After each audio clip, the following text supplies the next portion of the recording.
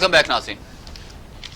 کراچی کی ترقی اور بحالی کے لیے خصوصی ٹیم تشکیل دے دی گئی ہے جس کی سربراہی وزیر اعلیٰ سندھ مراد علی شاہ صاحب کریں گے اور اس میں دیگر سیکرٹریز بھی ہوں گے، جن میں سیکرٹریز میں اگر بات کی جائے تو پلاننگ کے سیکرٹری، بلدیات کے، ماس ٹرانزٹ کے، پاک فوج کی 5 کور اور NDMA کے نمائندے، ایڈمنسٹریٹر کراچی صاحب بھی ہوں گے.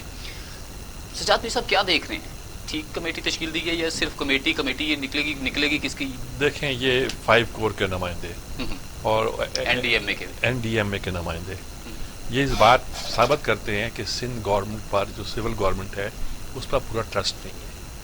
ہمارے ہاں کراچی میں جب یہ صورتحال پیدا کرنے کی کوشش کی گئی تھی کہ وہاں لا اینڈ آرڈر کو کنٹرول کیا جائے، بوری بند لاشیں بند کی جائیں، بتا دینا ختم کیا جائے اور رینجر کو اس کام کے لیے ڈپلائی کیا گیا، تو رینجر کے پاس اختیارات نہیں ہوتے تھے، پولیس تو اس طرح تعاون نہیں کرتی تھی، وہ IG وغیرہ کا چکر چلتا رہا.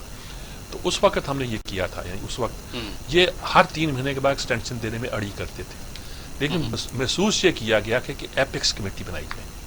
ایپیکس کمیٹی میں فوج کے نمائندے بیٹھتے تھے، رینجر کے نمائندے اور پھر سول حکومت کے نمائندے. اچھا یہ جو ساری مثلا ابھی جب کورونا کا مسئلہ ہے جس پہ حکومت اتنا ناز کرتی ہے، اس کے لیے بھی کمانڈ اینڈ آپریشنل کمیٹی بنی تھی نا ایک، بالکل اس میں جرنیل زیادہ بیٹھے ہوئے تھے، ایک سیرین بیچارہ اسد عمر بیٹھا ہوا تھا. وہ کیوں سویلین ڈیلیور نہیں کر پا رہے تھے، چاہے وفاق کی ہو چاہے صوبے کو. ملک میں ہارمنی پیدا کرنے کے لیے فوج کو مجبوراً اپنے آپ کو اس میں فٹ کرنا پڑا، اور جو کورونا قابو آیا اس سے بڑا ہاتھ اس کمیٹی کا ہے جنہوں نے ڈنڈے کے زور پر انگوٹھا رکھ کے کیا. اب جب کراچی کو ہم کچھ کرنا چاہتے ہیں، ریویمپ کرنا چاہتے ہیں، تو اس کے لیے بھی انہوں نے یہی کیا ہے کہ بھی ایک کمیٹی بنائی جائے جس میں وفاق کے نمائندے ہوں، اور جس میں وہاں اصل میں وفاق کے نمائندے تو ایسے ہی ہوتے ہیں دکھانے کے لیے. کرنا یہ ہے کہ اس کی مدد تک اس میں فوج کے نمائندے بھی ہوں، تاکہ بھئی آپ کو سندھ والوں ذرا عقل سے آپ کام کرو. ہر چیز پہ وہ اڑی کر دیتے ہیں. مثلا لاہور میں راوی سٹی بن رہی ہے، لاہور راوی ریور سٹی بن رہی ہے. اچھا ٹھیک بن رہی ہے، غلط بن رہی ہے، لیکن ایک خوبصورت منصوبہ ہے جو 2-4 دن کا نہیں ہے، کئی برس میں جا کے تکمیل پائے گا، لیکن ایک بنیاد رکھتی گئی ہے. شوکت عزیز نے کہا تھا کہ فلاں جزیرے کو فلاں انٹرنیشنل لا کے ہم فلاں عالمی سطح پر اس طرح خوبصورت بنائیں گے، اس کو یہ کریں گے وہ کریں گے یہ کریں گے. انہوں نے کہا کہ صاحب یہ سندھ کی زمین پہ آپ کون ہوتے ہیں کام کرنے والے وفاق؟ اب 2 جزیروں کی بات ہو رہی ہے، اب پھر کہ نئے شہر آباد کیے جائیں گے. کہتے ہیں آپ سندھ کی دھرتی پہ شہر کیوں آباد کر رہے ہیں؟ بھئی آپ کر لیں، آپ قرضہ لے لیں، آپ انویسٹ کر دیں، کچھ کرنا بھی نہیں، اور کوئی اگر کرے تو اسے کہنا تم کر نہیں سکتے، نہ کھیلنا نہ کھیلنے دینا. اور یہ کہتے ہیں نا دھرتی ماں. دیکھو میں ایک بات بار بار کہتا ہوں کہ صوبہ مقدس نہیں ہے، مقدس ملک ہوتا ہے. دھرتی ماں کا مطلب ہے کہ پاکستان کی سرزمین، پاکستان کی دھرتی. کچھ ضلع کہہ دے کہ میری دھرتی، کچھ صوبہ کہہ دے میری دھرتی، وہ نہیں ہوتی. ہم نے جو بھی امینڈمنٹس کی ہیں اپنے آئین میں، اس میں صوبوں کو غیر معمولی اختیارات دیتی ہے. میں اس بات کا قائل ہوں، 18ویں ترمیم کے خلاف نہیں ہوں، لیکن 18ویں ترمیم کی یہ انٹرپریٹیشن جیسے سن 40 کی قرارداد کے بارے میں کہتے تھے کہ صوبوں کو وہ اختیار ملنے چاہیے اور مشرقی پاکستان الگ ہو گیا. آپ وہ نقشہ بنانا چاہتے ہیں؟ آپ پاکستان میں کیا کرنا چاہتے ہیں؟ اچھا بہرحال یہ جو کمیٹی بنائی گئی ہے وہ اسی لیے بنائی گئی ہے کہ اس میں ایک طرح کی فوج کی نمائندگی بھی ہو اور ایک نگرانی ہو سکے. صحیح. ہمارے ساتھ آغا مسعود صاحب ٹیلی فون لائن پر موجود ہیں. آغا مسعود صاحب موجود ہیں. جی السلام علیکم آغا صاحب. وعلیکم السلام سر، کیسے مزاج ہیں آپ کے؟ جناب کبھی کبھی آپ سے بات ہو جاتی ہے. اب یہ آج ایک کمیٹی بنائی ہے سندھ کو ذرا ٹھیک کرنے کے لیے، وفاق بھی شامل ہو گیا، فوج بھی شامل ہو گئی ہے.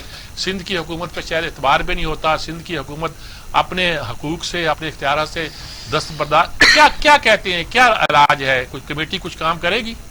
دیکھیے میں یہ سمجھتا ہوں کہ جہاں تک 1.1 ٹریلین کا جو پیکیج آیا ہے اس میں بالکل مطلب عمران خان صاحب ان کی حکومت جو ہے سنسیئر ہے، اور ان کو معلوم ہے کہ اگر کراچی کو اگر ہم ری اسٹرکچر نہیں کریں گے، اس کی اگر تعمیر نو نہیں کریں گے، تشکیل نو نہیں کریں گے، تو کراچی جو ہے وہ اکنامک ہب نہیں رہ سکے گا. تو یہ ان کے ادراک جو ہے بالکل صحیح ہے، اور یہی وجہ ہے کہ یہ جو کمیٹی قائم ہوئی ہے اس کا بنیادی مقصد یہی ہے. لیکن میں یہ عرض کر رہا ہوں کہ سندھ کی جو حکومت ہے یہ بہت کرپٹ حکومت ہے، اور دوسری بات یہ کہ ان کے اندر جو قوم پرستی آ گئی ہے نا، وہ قوم پرستی ایکچولی فاسزم کی بنیاد پر آئی ہے. ان کے اندر ملک کی محبت سے نیشنلزم نہیں ابھر رہا، یہ بالکل مطلب یہ کہ سر میں آپ کو بتاؤں یہ ایکچولی ہر کام میں روڑے اٹکا گئے.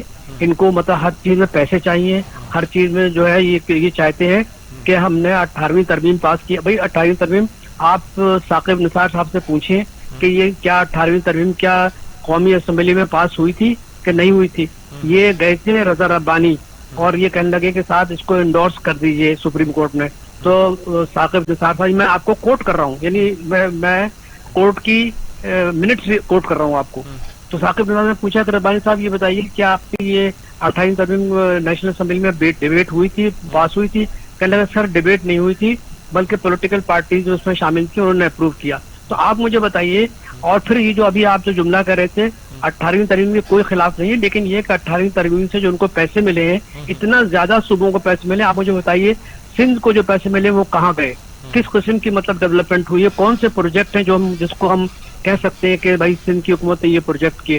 بھائی بات اصل یہ ہے کہ یہ میں کہنا نہیں چاہتا ان کے دلوں میں پاکستان کے لیے کوئی محبت نہیں ہے. اگر ہوتی تو آج 12 سال ہو گئے, اور 12 سال میں یقینی طور پر یہ کچھ انہوں نے دیکھیے کورونا کے سلسلے میں کتنے روڑے اٹکائے.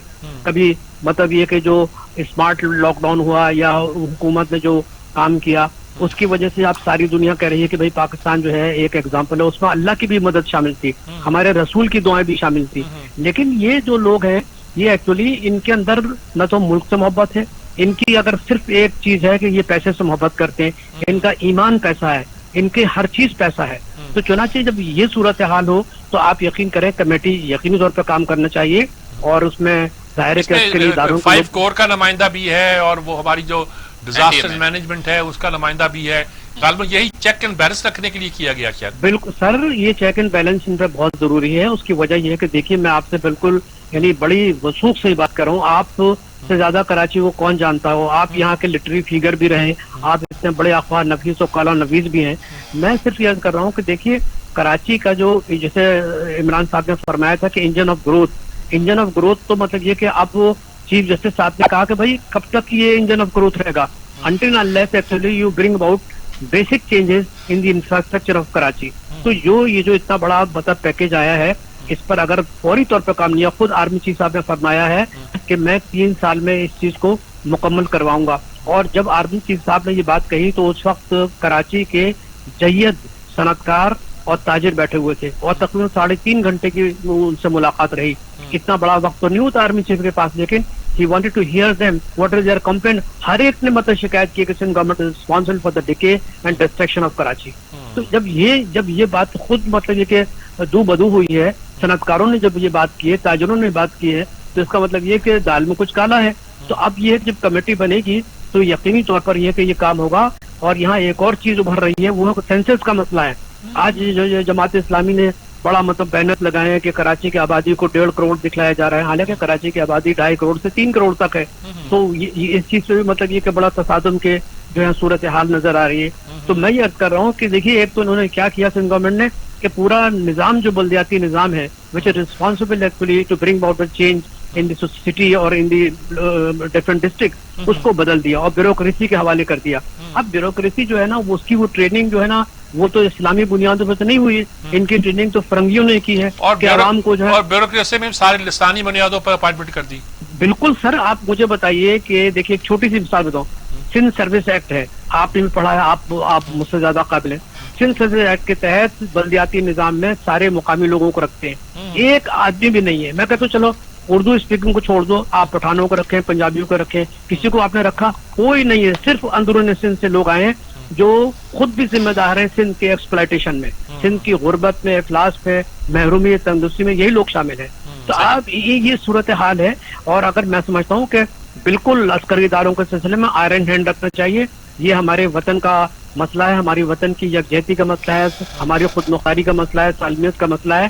ہم کیا خدا نخواستہ شام کی طریقے سے کیا ہم مہاجر بن جائیں کہ ہندوستان ہم پہ اٹیک کرے اور یہ صورتحال ہو. اور یہ بتا دوں یہ they not sincere with Pakistan, یہ بھی میں آپ کو لکھ کے دوں, یہ صرف کہنے کی بات ہے. ان کو جب تک حلوہ مڑا مل رہا ہے یا پاکستان کھپے, اور جب کچھ بھی نہیں ہوگا تو پاکستان کے بارے میں جو ہے جو الفاظ کہتے ہیں وہ بھی ہمیں معلوم ہے, ہم جو کہ سندھی زبان بولتے ہیں. تو میں یہ کر رہا ہوں کہ سندھ سروس ایکٹ کو دیکھ لیجئے. تو جو ابھی میں نے اس پہ بات کی تو میر صاحب صورتحال جو ہے نا اس کو جنگی بنیادوں پہ حل کرنا چاہیے. اور مجھے بڑی خوشی ہے کہ آرمی چیف صاحب نے بڑی مطلب یہ کہ صبر و تحمل سے صنعت کاروں کو اور تاجروں کی باتیں سنی, اور ان کو بڑا افسوس ہوا کہ بھائی یہ صورتحال ہے. خود انہوں نے فضائی اجازت تک بھی لیا کہ بھائی کس طرح کراچی ڈوبا ہوا ہے. تو یہ چیزیں جو ہے نا اب یہ منکشف ہو گئی, ظاہر ہو گئی ہیں, نمایاں ہو گئی ہیں. پہلے چیزیں چھپی ہوئی تھی. لیکن اس بارش نے ان کے پول کھول دیے. اور معاف کیجیے اس میں بلدیاتی نظام کے جو یہ جو MQM پاکستان اپنے آپ کو کہتے ہیں نا, یہ بھی شامل ہے اس کرپشن میں. ایسی بات نہیں ہے. ٹھیک بات. یہ بھی بہت شامل شکریہ ہے. آغا صاحب, بہت شکریہ آپ کا, آپ نے بہت تفصیل کے ساتھ کراچی کو دیکھا ہوا نا جی. بالکل. کراچی بیتا ہوا ان پر, ہم سب پہ بیتا ہوا ہے.